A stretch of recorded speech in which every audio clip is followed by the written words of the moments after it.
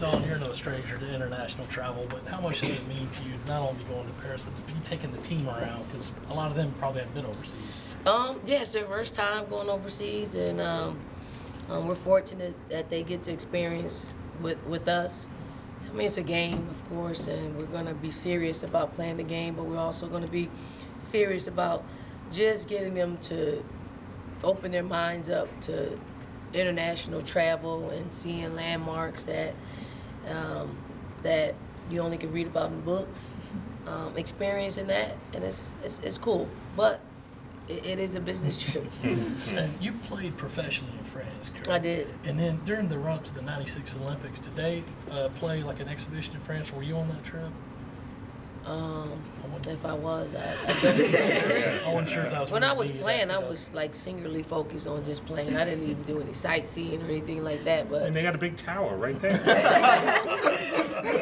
so it could have been. I could have been there. What do you remember about playing professionally there during that season?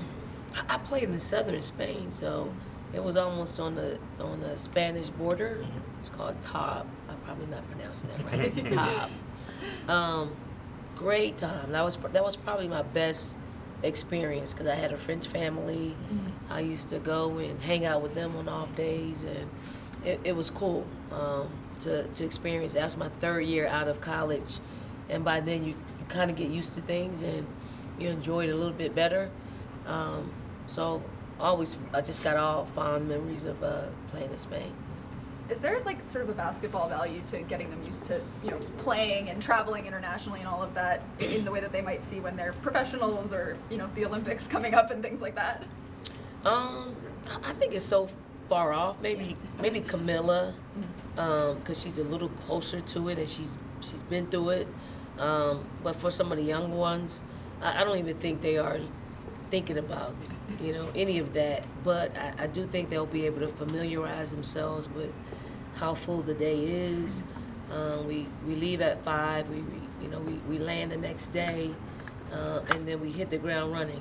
So it's more going to be like a mental day. So I do think we'll stretch them out from a mental standpoint, and they can learn and grow, but also keep the focus of why we're there, and that's to win a basketball game. Aside from a win on Monday night, what are you guys looking for out of this trip? I guess whether on the court or away from basketball. I want them to enjoy the trip. I want it to be educational for them. I want them to be fun for them. I want them to experience life. I mean, we're there for a few days, so we'll be able to kind of enjoy it before we just bear down and get ready to actually prep, like scouting reports, going over film, and talking a little bit more about specifically Notre Dame and what they want to do and what they'll probably do against us. So, but before that, we got, an Eiffel Tower lunch with the mayor of Paris. We got a riverboat dinner that we're doing. We got a welcome dinner at Kiev. So they'll get a good run of what Paris is all about, to bank in some memories and hopefully make it truly memorable. I hope they will utilize their phones and take pictures and create a Paris album on their phones, and they can share it with their families. Dawn, what does this game mean for women's basketball? I think it's a big deal. Like I do, because for the longest we've had to watch the NBA go over there and play games. We have to watch the NFL. They go over to Europe and play games, and yet the only time that women are playing is actually during a international competition like a World Cup or an Olympic Games. And here we're doing something a little bit different, and we're starting the women's basketball season off. So I know we're the first, but we won't be the last, because other teams should want to experience it. Win, lose, or draw, you should want to experience what we're about to venture into.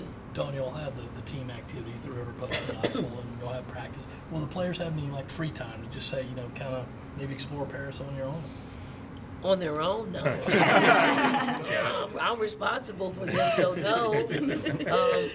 But when we get there, I don't think we have anything to do on Thursday besides the lunch with the mayor and study hall. But after that, they'll get to experience and walk around a little bit and do that, but there will be some adults there supervising that. For some of these players, this is their first trip, out of the country. I mean, do you remember like what your first trip overseas was, and just kind of what's special about, I guess, getting to have that moment of experiencing a different country? My first trip overseas was probably playing USA basketball, and again, I was so tunnel vision, like I didn't really care anything about anything besides playing. Now that I'm older, and if I go over like as the Olympic coach or World Cup coach, I walk around, I experience it, and I don't take on, because it's helpful when you go out and you get some fresh air and you think about a game plan, you think about what could go wrong.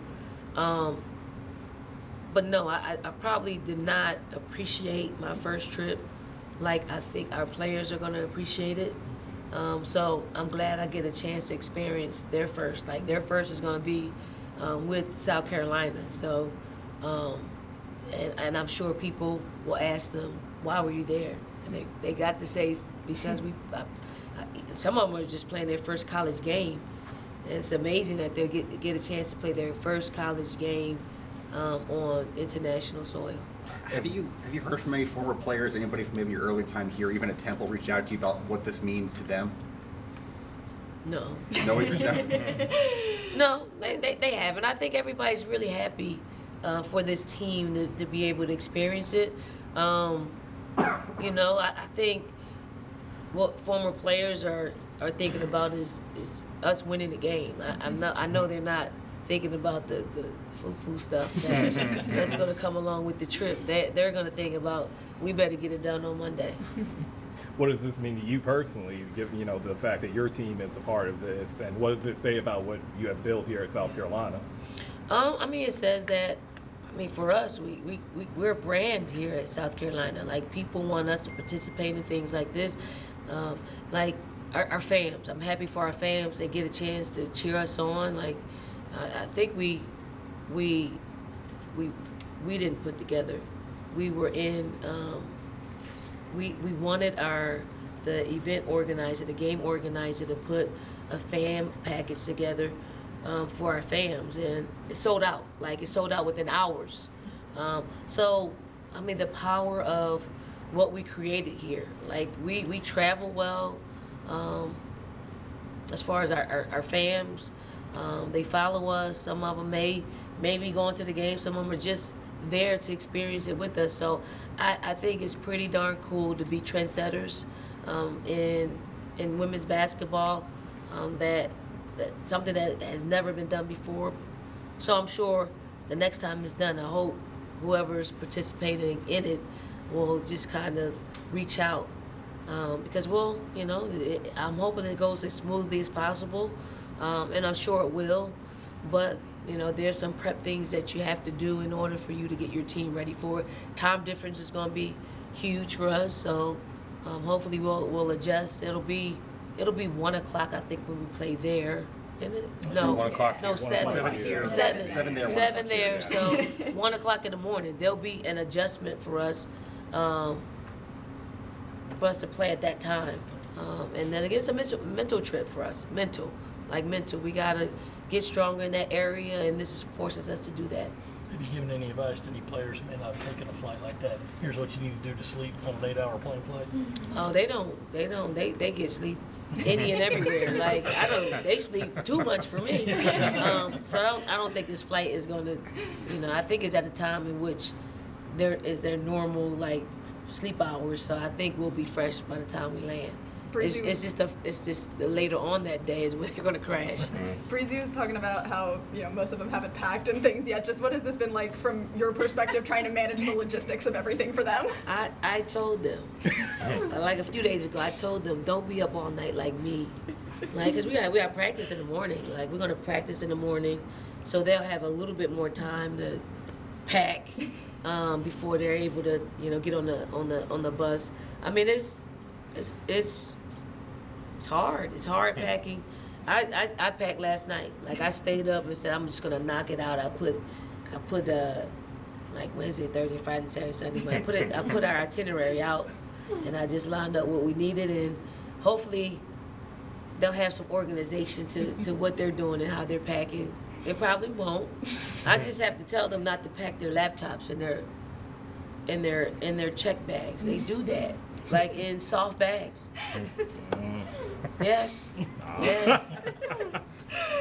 Last question for Coach. Anything else? What goes into making sure, I mean, you talked about that singular focus. What goes into making sure that your players have that while also enjoying themselves on this trip? I mean, you have to be where you are. Like, we're going to be at the Eiffel Tower sometime on Thursday. And I want them to enjoy it. I don't want them to think about basketball. Like, that's for us to do. That's for us to do. And then we don't have practice on Thursday.